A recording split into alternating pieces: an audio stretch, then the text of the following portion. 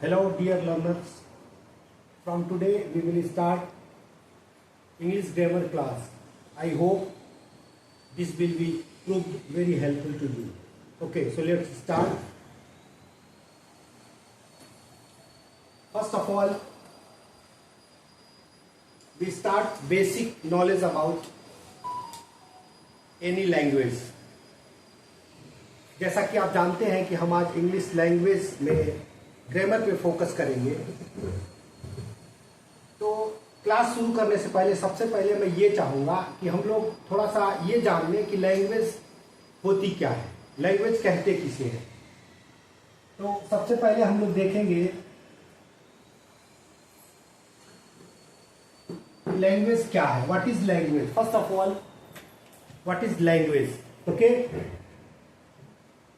तो लैंग्वेज को हम लोग मीन्स ऑफ एक्सप्रेशन के नाम से जानते हैं, मीन्स ऑफ एक्सप्रेशन।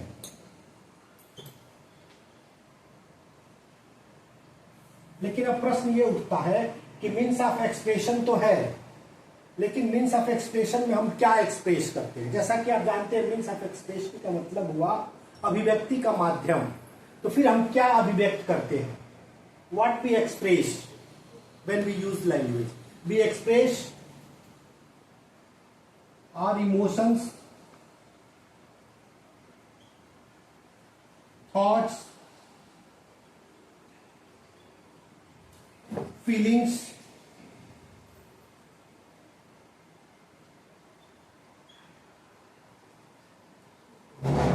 etc.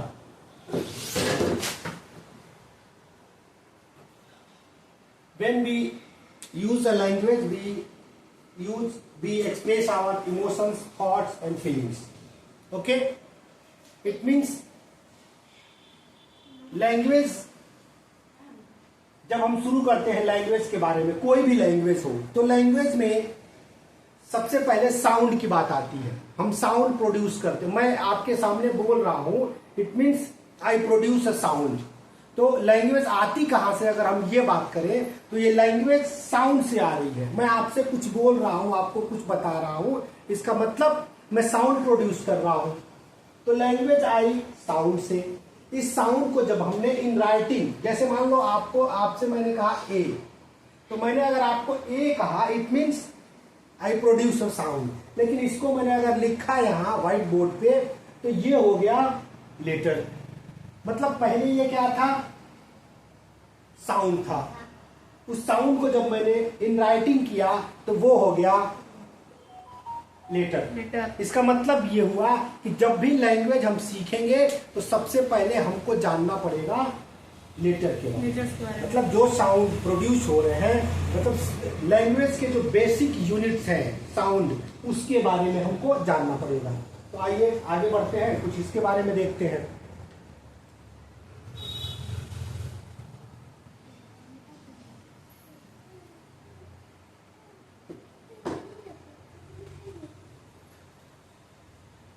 एक चीज और मैं आपको बताना चाहूंगा कि मैंने आपको अभी अनाउंस किया था कि इंग्लिश ग्रामर की क्लासेस हम लोग शुरू करेंगे। तो फर्स्ट ऑफ ऑल थोड़ा सा हम लोग फोकस ग्रामर पे अभी कर लेते हैं, फिर हम लैंग्वेज को और गहराई से देखेंगे।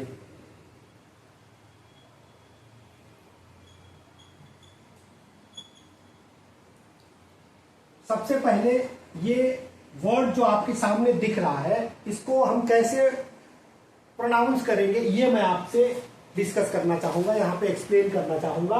देखिए, आपको एक चीज आज से जाननी है कि जब भी वाउल्स के बारे में आपने सुना होगा, these fives are called vowels in English language, you know very well. ये फाइव्स जो है AEIOU, इनके ठीक पहले और इनके ठीक बाद हमको देखना है कि कौन सा लेटर आ रहा है। ठीक है, अगर इनके ठीक पहले हमको देखना है कि आर से इनको हम रिलेट करेंगे, इनके ठीक पहले आर आ रहा है या इनके ठीक बाद में या ठीक पहले, बिफोर और आफ्टर, हम देखेंगे कि आर इनके पहले कब आता है। अब देखो, आप ध्यान से समझो इसको। जैसे जब हम देखेंगे कि इनमें से कोई एक लेटर आया, ठीक है, और उसके पहले आर आ गया, तो उच्चारण क्या होगा, और इनमें इनके ठीक पहले आर आ गया तो उच्चारण क्या होगा। इसके हिसाब से हम ये डिसाइड करेंगे कि कैसे इसको प्रोनाउंस करना है। अब देखिए, अगर आर के ठीक पहले, इस बात को समझिए, आर के ठीक पहले ए ई आई ओ यू में से कोई एक लेटर आ गया तो आर को हम साइलेंट कर देते हैं। मेरी बात ध्यान से सुनिए आप। आर के ठीक पहले ए ई आई ओ यू में से कोई एक वर्ड आ गया तो हम आर को साइलेंट कर देते हैं ये, और आर के बाद अगर ये लेटर्स आते हैं तो हम आर को प्रोनाउंस करेंगे। ये बेसिक प्रोनाउंसिएशन का रूल है। इसको देखिए, अब आप जब आप यहां देखेंगे तो आर के ठीक बाद क्या आ रहा है, ए आ रहा है, और यहां हम देखेंगे आर के ठीक पहले ए आ रहा है। इसका मतलब आर के पहले जो आ रहा है लेटर, इसकी वजह से आर को हमको साइलेंट करना है। इसका मतलब जब इस शब्द को जब हम पढ़ेंगे तो यहाँ आर का उच्चारण नहीं करेंगे। फिर ये देखिए, यहाँ पे स्थिति उल्टी है, ठीक है, यहाँ आर के बाद आ रहा है ए, इस वजह से हम इसका उच्चारण करेंगे। अब अगर आप ये जानना चाहते हैं कि ऐसा क्यों हो रहा है तो इसके पीछे रीजन क्या है कि दो तरह की इंग्लिश पूरी दुनिया में बोली जाती है, फॉलो की जाती है। एक होता है ब्रिटिश लैंग्वेज, एक होता है अमेरिकन लैंग्वेज। तो हमने जो अडॉप्ट किया है, हम जो पढ़ते हैं, जिसको फॉलो करते हैं, वो है ब्रिटिश इंग्लिश।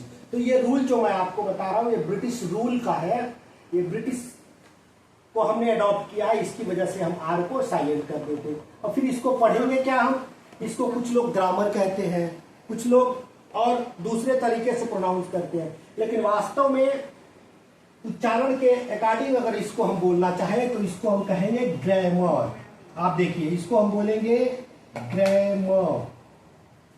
आर को हमने साइलेंट कर दिया तो इसका उच्चारण हम सिर्फ करेंगे ग्रामर। आज से ये ध्यान रखेंगे आप कि इसको कैसे हम प्रोनाउंस करेंगे। अब आइए, अब थोड़ा सा हम डिफाइन करते हैं कि ग्रामर क्या है, व्हाट इज ग्रामर। इस पे देख ले तो अलग अलग स्कॉलर्स ने इसको अलग अलग तरीके से डिफाइन किया है। किसी ने इसको कहा है कि ग्रामर को सेट ऑफ रूल्स कहा है, फिर किसी ने कहा कि ग्रामर सेट ऑफ रूल्स से कहीं ज्यादा शब्दों का अनुशासन है, डिसिप्लिन ऑफ वर्ड्स है। किसी ने इसको शब्दों का अनुशासन या डिसिप्लिन ऑफ वर्ड्स कहा, किसी ने इसको सेट ऑफ रूल्स कहा, किसी ने इसको शब्दों का अनुशासन कहा। लेकिन मुझे लगता है एक और अच्छा डेफिनेशन जो इसका हम दे सकते हैं ग्रामर का, वो ये है कि something that brings uniformity in language. मतलब कोई भी ऐसी चीज, इसको आप नोट करते हुए चलिए, something that brings uniformity in language.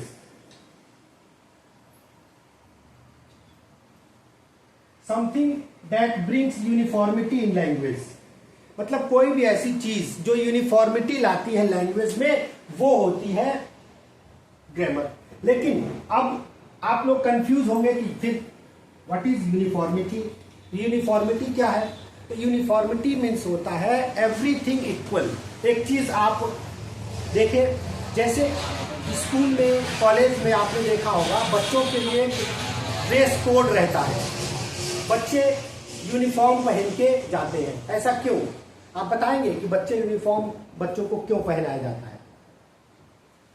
ऐसा इसलिए होता है कि सब एक जैसे दिखे, एवरीवन लुक्स लाइक सेम। मतलब कोई अंतर ना हो, कोई छोटा ना हो, कोई बड़ा ना हो, कोई अमीर गरीब, इस तरह के अंतर ना हो। इस वजह से हम यूनिफॉर्म का हमने यूज किया, सबको यूनिफॉर्म देते हैं। ये है यूनिफॉर्मिटी, मतलब ऐसी चीज जो यूनिफॉर्मिटी ला दे लैंग्वेज में, वो होता है ग्रामर। लेकिन एक चीज और आपको ध्यान देना है, थोड़ी देर सोचिए। जैसे कोई व्यक्ति एशिया महाद्वीप का है, एशियन कंटिनेंट का, और कोई दूसरा व्यक्ति जो अमेरिकन है, जब दोनों एक दूसरे से मिले और मिलने के बाद एफर्टलेसली एक दूसरे की बातें वो समझ पाते हैं, एक दूसरे के कंटेंट को समझ पाते हैं, तो ग्रामर हुआ, तो लैंग्वेज का यूज हुआ। अदरवाइज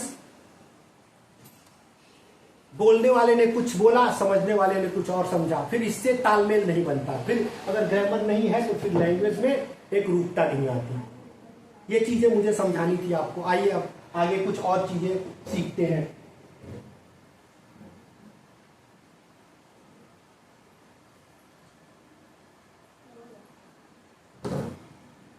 अभी थोड़ी देर पहले मैंने आपको ये बताया था, जब हमने लैंग्वेज को डिफाइन किया था तो मैंने ये कहा था कि लैंग्वेज आई कहां से आई थी? रिप्लाई करो बेटा, कहां से? साउंड से। जब हमने साउंड प्रोड्यूस किया तो लैंग्वेज आई निकल के। तो लैंग्वेज में अभी हमने देखा कि जब उस साउंड को हमने लिखा तो वो लेटर का रूप ले लिया, और ये लेटर जो है यही बेसिक यूनिट होता है लैंग्वेज का, यही तैयार करता है लैंग्वेज को, यही मीनिंग देता है लैंग्वेज को। तो सबसे पहले जो हमको सीखना है वो है लेटर। जब हम ग्रामर पढ़ेंगे, लैंग्वेज पढ़ेंगे, तो सबसे पहले हम सीखेंगे basic unit, this is called letter. यहां भी आप ध्यान दें, आर के ठीक पहले ई अल्फाबेट है, इसकी वजह से हम आर को प्रोनाउंस नहीं करेंगे। क्या बोलेंगे इसको? लेटर। लेटर नहीं बोलना है, लेटर। ओके, आपको ये ध्यान रखना है कुछ बेसिक चीजें। अब देखिए, जैसे अभी मैंने कहा था, अब इसको कैसे डिफाइन करेंगे? क्योंकि इसी से लैंग्वेज बनती है, लैंग्वेज की बेसिक यूनिट है। इसको आप कह सकते हैं a letter is a basic unit of language. आप इसको लिखते चलिए, अ लेटर इज अ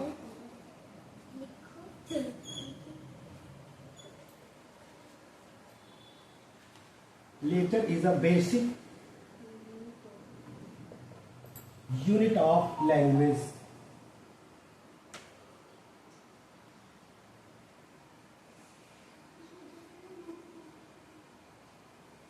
आपने देखा, लेटर को हमने बेसिक यूनिट कहा लैंग्वेज का। इसका मतलब जब भी लैंग्वेज आप सीखेंगे तो आपको जरूरत पड़ेगी बेसिक यूनिट की, वहीं से आप स्टार्ट करेंगे। एक चीज और आप ध्यान दीजिए, जब कोई भी भाषा आप सीखेंगे तो सब भाषा के अपने अपने कुछ बेसिक यूनिट्स, जिसको आप कह रहे हैं लेटर्स है। हर एक भाषा का अपना बेसिक यूनिट है, लेटर्स है। अब ये लेटर्स का जब एक ग्रुप बनता है उसको हम बोलते हैं अल्फाबेट।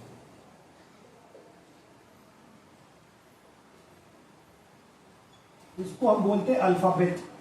कभी कभी बच्चों को कंफ्यूज करने के लिए टीचर ये क्वेश्चन पूछ लेता है कि how many alphabets in English language, तो बच्चे ध्यान नहीं देते और वो नंबर ऑफ अल्फाबेट्स बता देते हैं 26। आपको ध्यान रखना है कि अल्फाबेट तो एक ही है, alphabet is only one, letters are 26। कोई भी लैंग्वेज आप पढ़ेंगे तो उस लैंग्वेज में अल्फाबेट आएगा। जैसे हिंदी आप पढ़ते हो तो हिंदी में आप वर्ण पढ़ते हो, तो वर्णों को मिला के जो ग्रुप बनता है उसको हम वर्णमाला कहते हैं। वही वर्णमाला जो है ये अल्फाबेट है। तो अल्फाबेट को हम कहेंगे अ ग्रुप ऑफ लेटर्स।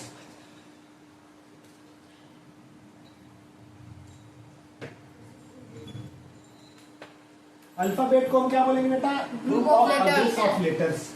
अब ये लेटर्स का जो ग्रुप बना ये अल्फाबेट हो गया। इसका मतलब अल्फाबेट क्या है?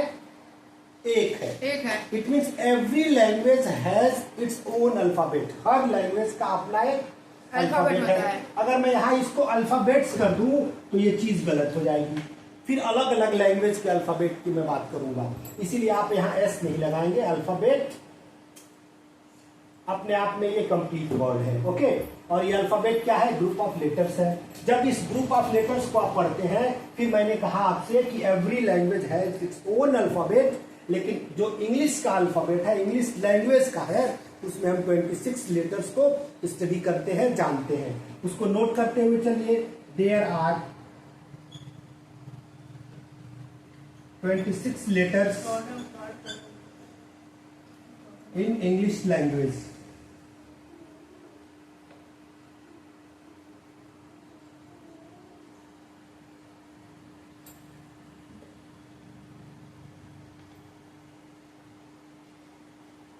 ओके, रिप्लाई करो बेटा आप लोग। How many alphabets in English language? 1। 1. Okay, very good. Alphabet तो एक ही होता है, but my question is, my question is, there are how many letters in English language? 26. 26. It means, what is alphabet? Alphabet is a group of letters which has 26 letters. Okay? Yes, sir. Group of letters है in which 26 letter consist, जिसमें जो किससे बना हुआ है 26 letters से. आइए आगे बढ़ते हैं, कुछ और चीजें सीखते हैं.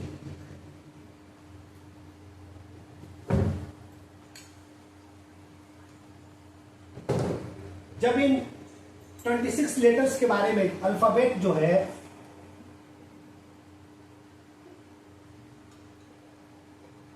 अभी आपने बताया कि अल्फाबेट में कितने लेटर्स थे?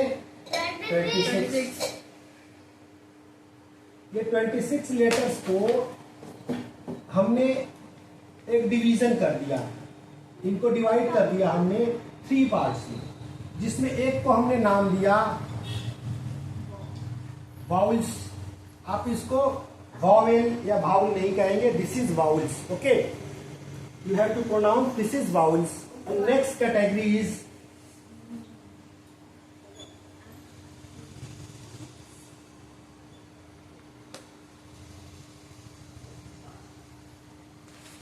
consonant, and there is another category that is called semi vowels.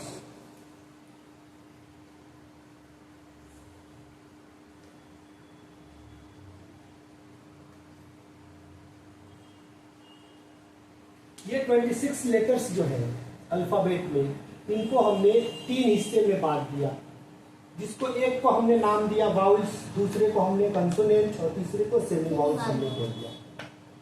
अब कभी आपने सोचा है कि इस डिवीजन की क्या जरूरत थी? 26 लेटर्स है, इतना हम जान गए, ये हमारे लिए पर्याप्त था. क्यों? लेकिन क्यों इसकी जरूरत पड़ी? ये डिवीजन क्यों हुआ? इस डिवीजन का कोई रीजन तो रहा होगा जिसकी वजह से ये डिवीजन किया गया.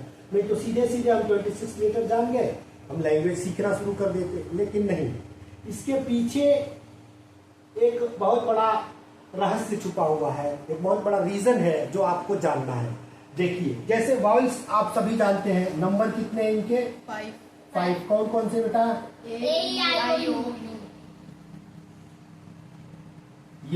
ये आप पहले से जानते हैं. फिर ये कितने हैं? 19. जिसको आपने पहले पढ़ा था. इसके 5 के अलावा जो रिमेनिंग होंगे वो सारे कितने होंगे?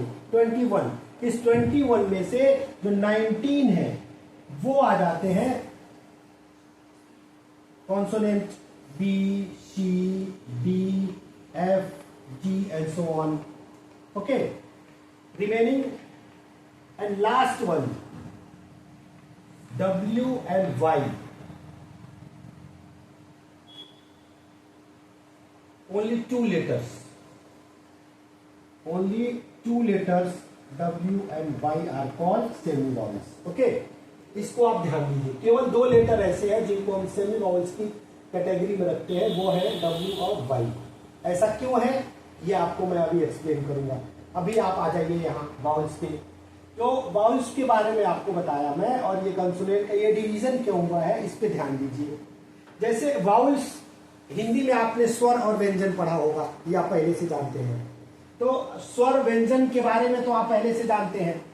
वही स्वर व्यंजन का कॉन्सेप्ट इसमें भी है. तो इसमें जो 5 है, ये जब आप इनको बोलेंगे, जब आप इनको प्रोनाउंस करेंगे, तो ये फ्री साउंड, इंडिपेंडेंट साउंड देते हैं. ये बिना किसी दूसरे लेटर की सहायता से, without taking any other letter, taking help of another letter, they pronounce independently. ये बिना किसी लेटर की सहायता लिए ये अपना उच्चारण देते हैं. इस वजह से इनको हम वाउल्स की कैटेगरी में रखते हैं. और ये कंसोनेंट्स जो है, ये ऐसे लेटर्स हैं, इनको आप बिना किसी दूसरे लेटर यानी वाउल्स के, बिना वाउल्स के हेल्प के आप नहीं बोल सकते. कोई भी ऐसा कॉन्सोनेंट नहीं है जिसको आप बिना वाउल्स की हेल्प लिए बोल सकते हैं. एक बार मेरे साथ बोल के देखिए. सबसे पहले आपको प्रोनाउंस करना है इन वाउल्स को. आप मेरे साथ बोलिए ए, बी. देखो, ए जब आप कह रहे हैं तो ए में सिर्फ ए का ही साउंड शुरू से लेकर लास्ट तक आ रहा है, ए, मतलब इसमें किसी और लेटर की हेल्प की जरूरत नहीं है। लेकिन जब आप बी कह रहे हैं तो देखो लास्ट में बी, फिर ई का उच्चारण आ रहा है, और ई क्या है? वाउल्स। फिर आप ले लो, पहले इनको सबको देख लेते, ई आई ओ यू, ये ऐसे वर्ड्स हैं जो खुद अपना साउंड देने के लिए पर्याप्त है, इनको किसी और की हेल्प लेने की जरूरत नहीं है। ये ऐसे लोग हैं जो बिना किसी की हेल्प के ही अपना काम चला लेते हैं। लेकिन ये ऐसे लोग हैं, ये ऐसी फैमिली है जिनको दूसरे की हेल्प लेनी ही पड़ती है अपना उच्चारण करने के लिए, देने के लिए। Otherwise there is no possibility to pronounce consonant without taking help of vowels. Okay, तो आपको ध्यान देना है। एक बार कुछ कंसोनेंट्स को मेरे साथ बोल के देखिए, इसमें वाउल्स की हेल्प ली जा रही है या नहीं। बी को हमने बोला था सी, देखिए आप सी में भी ई आ रहा है, डी में भी देखो ई आ रहा है, एफ में पहले ए आ रहा है, इसका मतलब जरूरत पड़ रही है। मैं जी कह रहा हूं, ई, कोई भी और नंबर ले लो, एम में देखो पहले ए आ रहा है, तब आप एम में भी ए आ रहा है, एन में भी वही। कोई और एक दो वर्ड बताओ बेटा। वाई तो यहाँ चला गया, वाई को इसमें नहीं रखेंगे। इसके अलावा एच में भी देखो ए आ रहा है, एक लेटर और कोई बताओ। जेड में देखो जेड ए आ रहा है, जेड आ रहा है। तो ये इसका मतलब आपको ध्यान देना है कि वाउल्स को इसलिए अलग किया गया कि इनको किसी लेटर की सहायता लेने की जरूरत नहीं पड़ती है साउंड देने में, उच्चारण में, लेकिन इनको जरूरत पड़ती है। तो फिर ये क्या बला है, इसको क्यों एक और कैटेगरी से क्यों इनको जोड़ा गया, ये जानना महत्वपूर्ण है। जैसे जो मॉडर्न ग्रामर की बुक्स है उसमें सेमी वाउल्स का कंसेप्ट दिया है, लेकिन जो पुराने इंग्लिश ग्रामर की बुक्स है उसमें वाउल्स और कंसोनेंट केवल दो ही चीजें मेंशन की गई है। लेकिन जो मॉडर्न बुक्स आई है ग्रामर की उसमें सेमी वाउल्स किया गया है। सेमी वाउल्स, ये देखो, ये डब्ल्यू, इसको कुछ लोग डब्ल्यू कहते हैं, ये भी ध्यान देना आपको, इसके उच्चारण पे ध्यान। This is W, not W, okay, this is W. तो अब देखो ये जो दो लेटर इसमें रखे गए हैं वो इसलिए रखे गए हैं कि जब आप कोई ऐसा शब्द लिख रहे हो, बोल रहे हो, तो बेसिक इनकी आइडेंटिटी क्या है ये बताइए। बेसिक आइडेंटिटी तो इनकी कंसोनेंट की है, इसी वजह से इनको सेमी वाउल्स कहा गया। इसकी भी बेसिक आइडेंटिटी कंसोनेंट की है। ये है तो इसी परिवार के सदस्य, इनको इनसे अलग किया गया है। तो समझिए, जब ये किसी भी वर्ड के फॉर्मेशन में, जब ये किसी वर्ड को बना रहे हैं, ये बनाने में वाई डब्ल्यू पहले आ गया, शुरू में आ गया, ये पहले अगर डब्ल्यू आ रहा है तो इसका उच्चारण जो करेंगे हम, वो उच्चारण इसका कॉन्सोनेंट का होगा, ठीक है। लेकिन अगर ये डब्ल्यू लास्ट में आ रहा है किसी वर्ड के, तो ये वाउल्स हो जाएगा। अब इसको एक एक एग्जांपल से देखते हैं कैसे ऐसा हो रहा है। जैसे आप एक ऐसा वर्ड बताएं जिसमें पहला लेटर डब्ल्यू हो। वाइट, चलो मैं यहां लिख रहा हूं वाइट। देखो, जब वाइट मैंने लिखा बेटा, तो मैंने डब्ल्यू को क्या कहा, वाइट, वो से प्रोनाउंस किया, और वो क्या है, कॉन्सोनेंट है। ओके, अब एक ऐसा वर्ड हम लेते हैं जिसमें डब्ल्यू लास्ट में आए। आपको मालूम है, किसी को बताइए। हाउ देखते हैं, वेरी गुड। देखिए आप, हाउ, देखिए डब्ल्यू लास्ट में आ रहा है तो हम इसका उच्चारण ऊ कर रहे हैं, हाउ। इसका मतलब यहां पे उच्चारण इसका वाउल्स का हो रहा है। एक बार फिर से ध्यान दीजिए, डब्ल्यू, चूंकि इसकी बेसिक आइडेंटिटी कॉन्सोनेंट की है, तो जो अपना पहले कॉन्सोनेंट है वो कहेगा कि मैं पहले कॉन्सोनेंट के पहले आऊंगा तो कॉन्सोनेंट का साउंड दूंगा, लास्ट में आऊंगा तो वाउल्स का दूंगा। तो ये जो अंतर था, कभी वाउल्स का साउंड देना, कभी कॉन्सोनेंट का साउंड देना, इसी वजह से हमने इसको सेमी वाउल्स कह दिया, ठीक है। तो ये आपने देखा डब्ल्यू को। इसी तरह से सेम वाई पे भी एक एक लेटर देखते हैं हम, एक एक वर्ड देखते हैं। अब ये वाई जब शुरू में आएगा तो इसका उच्चारण कंसोनेंट का होगा। देखो वाई को मैं कर रहा हूं एक वर्ड, फिर वाई कब आएगा? जब ये शुरू में आएगा, और ये वाई जब लास्ट में, एक एक चीज और इसमें नोट, वाई जब फर्स्ट आएगा, फर्स्ट, ये जब लास्ट में आएगा तो इसका उच्चारण, अब देखो जब ये फर्स्ट में आया तो चूंकि इसकी फर्स्ट आइडेंटिटी क्या है? कंसोनेंट की है, इसीलिए जब ये फर्स्ट आएगा तो किसका साउंड देगा? कॉन्सोनेंट का। अब बाद में लास्ट में जब ये आता है तो ये वाउल्स बन जाता है उच्चारण।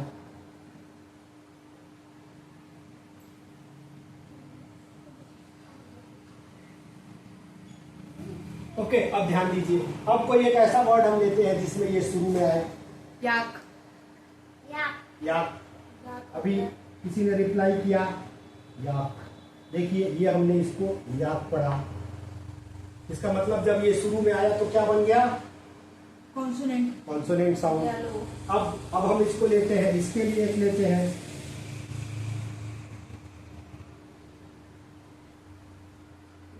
लास्ट में लाना है, कोई नहीं, चलिए वाई।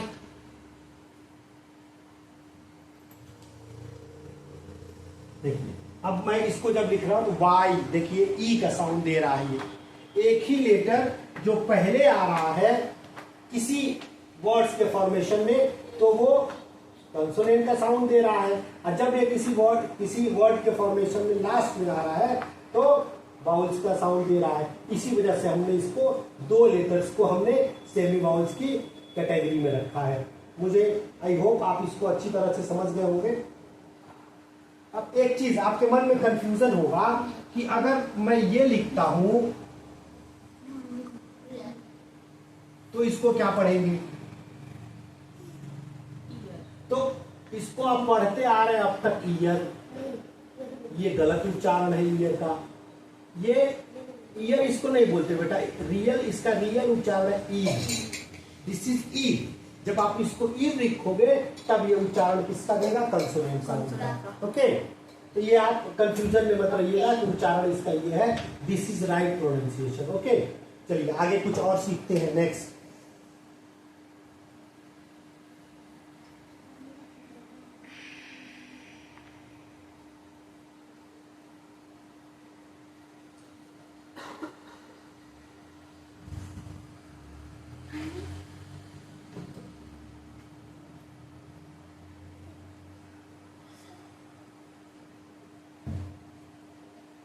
चलो अभी हमने लेटर को डिफाइन किया था बेसिक यूनिट ऑफ लैंग्वेज के रूप में। तो बेसिक यूनिट ऑफ लैंग्वेज को हमने लेटर बोला था। अब यहीं से लैंग्वेज की शुरुआत होती है, साउंड से लैंग्वेज की शुरुआत होती है। आपसे पूछा जाए लैंग्वेज कहाँ से आती है तो आप क्या रिप्लाई करेंगे? साउंड से, लेटर से। ठीक है, फिर लैंग्वेज को मैंने आप डिफाइन किया था, वो आप याद रखेंगे, ध्यान रखेंगे। फिर हमने ग्रामर को डिफाइन किया था, ग्रामर भी आपको याद रखना है। अब देखिए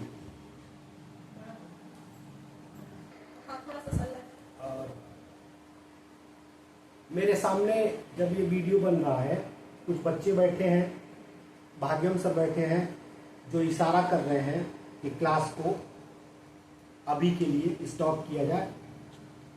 तो आप लोगों से मैं अभी बाय कहना चाहूँगा और आपसे उम्मीद करूँगा कि आप वीडियो देखें, और मेरी कोशिश रहेगी, हमारी टीम की कोशिश रहेगी कि रोज़ आपको अच्छी जानकारी दी जाए, आप सीखें। धन्यवाद।